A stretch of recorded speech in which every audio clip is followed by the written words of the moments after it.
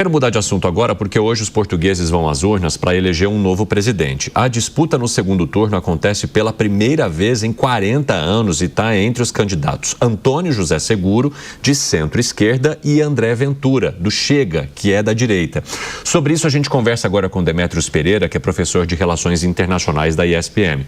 Professor, seja muito bem-vindo, obrigado por nos atender nesse domingo de pré-carnaval. E eu gostaria que o senhor trouxesse essa análise sobre, embora Seguro esteja à frente nas pesquisas eleitorais, há uma percepção de que o Chega, que é um partido mais relacionado à direita radical, consiga um posto que em muitos anos não foi visto ali de representatividade em Portugal. Como é que a gente tem que olhar para essas mudanças políticas que também chegam ao país e que, de certa forma, vão fortalecendo esse lado da direita também naquela região da Europa? Bom dia. Bom dia, Evandro. Obrigado aí pela pergunta, obrigado pelo convite. Realmente, a direita mais radical vem se fortalecendo, não só em Portugal, mas em toda a Europa, né, especialmente aí no Legislativo, mas agora no Poder Executivo, né? Então, o cargo do presidente em Portugal é um cargo bastante importante, né? Apesar disso, Portugal não é um sistema presidencialista, né? Então, Portugal seria mais próximo aí do que a gente chama de república parlamentarista, em que há um presidente e um primeiro-ministro. E o presidente tem poderes um pouco mais cerimoniais, menores que o primeiro-ministro, né? O primeiro-ministro seria o chefe de governo e o presidente chefe de Estado. Então, mas é um cargo bastante importante, é um cargo de representação internacional, né, de Portugal, e a direita mais radical chegando muito próximo aí desse cargo pela primeira vez, já demonstra aí um crescimento da direita mais radical em Portugal. Apesar disso, as pesquisas realmente demonstram que a esquerda tradicional parece que vai ganhar aí esse segundo turno das eleições portuguesas.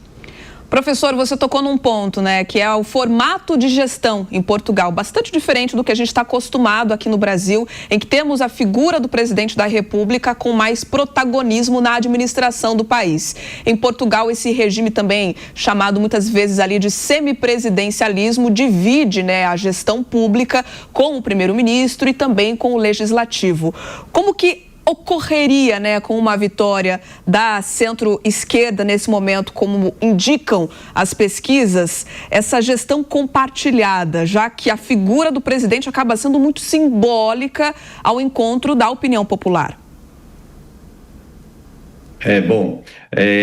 Então, provavelmente haveria um compartilhamento, já que o primeiro-ministro é da direita e com o presidente mais à esquerda haveria o que alguns analistas chamam de coabitação, né, em que há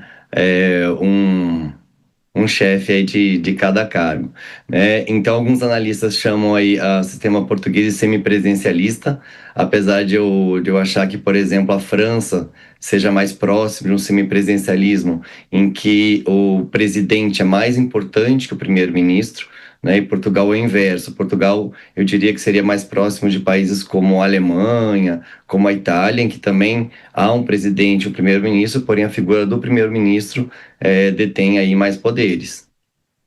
Professor, eu queria também que o senhor analisasse aqui o fato de ser o segundo turno em 40 anos. O que isso indica sobre a movimentação política também em Portugal e uma possibilidade de ampliação de uma polarização que já atinge outras partes do mundo? Realmente há uma polarização política bastante grande no mundo inteiro, né? Inclusive aqui no Brasil. E a figura do presidente geralmente é uma figura um pouco mais consensual, né? Nesses países em que há essa república parlamentarista, em que há um presidente e um primeiro-ministro. Então, esse segundo turno, né, demonstra que há uma divisão da sociedade que é bastante rara, né? Porque em 40 anos haveria um consenso muito maior, né? Então, nos países em que há esse sistema, realmente é bastante consensual essa figura, figura de união do país, né, já que ele é o chefe de Estado. Então, realmente demonstra uma divisão, né, em Portugal, uma divisão que vai afetar também a União Europeia, que já que Portugal é um membro bastante importante da União Europeia, ele não é fundador, ele entrou na Comunidade Europeia, lá nos anos 80, mas ajudou a fundar o que a gente chama hoje de União Europeia. Então, nessa transformação, Portugal tem um papel aí relevante na Europa, né? E demonstra também essa divisão política mundial.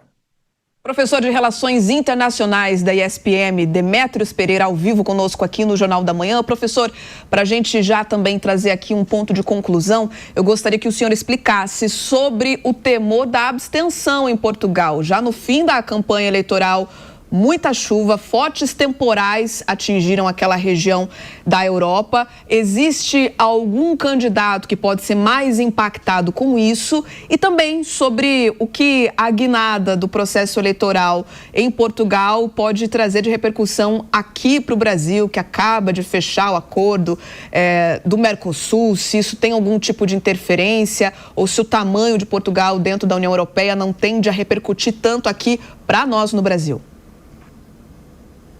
Bom, duas perguntas bastante relevantes aí, né?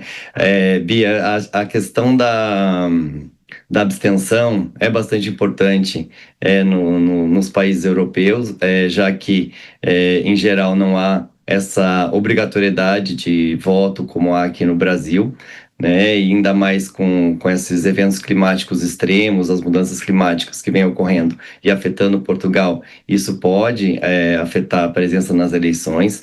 Eu acredito que talvez a direita radical possa ser beneficiada, já que os eleitores têm essa conexão mais próxima ali do Chega, né? Então, é um candidato antissistema, e geralmente esses candidatos antissistema levam a população a essa percepção de aproximação aí, e de maior vontade de ir ali e votar, né? Já o socialista talvez venha a ser prejudicado por isso. Já em relação ao Brasil, Portugal tem uma importância bastante grande nas relações entre o Brasil e a União Europeia, o Mercosul e a União Europeia. Então, talvez os portugueses sejam os europeus que melhor conhecem o Brasil, né? Já fomos o mesmo país, né, por muitos anos, a questão da história, a cultura, a colonização, o idioma, que estamos falando aqui. Então, apesar de a economia portuguesa não ser tão grande, Portugal foi um dos grandes incentivadores do acordo Mercosul-União Europeia. Então, apesar, né, de o cargo de primeiro-ministro ser um pouco mais importante, é claro que o cargo de presidente pode sim ter repercussões, né? O acordo já está na fase aí de ratificação. Portugal sempre foi muito favorável ao acordo Mercosul-União Europeia. O acordo na Europa foi dividido em duas partes, a parte comercial e a parte política, e a parte comercial não vai precisar passar pelo parlamento português, mas a parte política sim, né? Então Portugal vai ter aí um papel relevante para aprovar esse acordo e também pressionar os demais países europeus, já que Portugal tem esse papel aí de ponte entre a Europa e o Brasil e o Mercosul. Professor Demétrios Pereira, professor de Relações Internacionais da ESPM, obrigado pela participação conosco no Jornal da Manhã. Ótimo domingo. Bom domingo, obrigado pelo convite. Até uma próxima.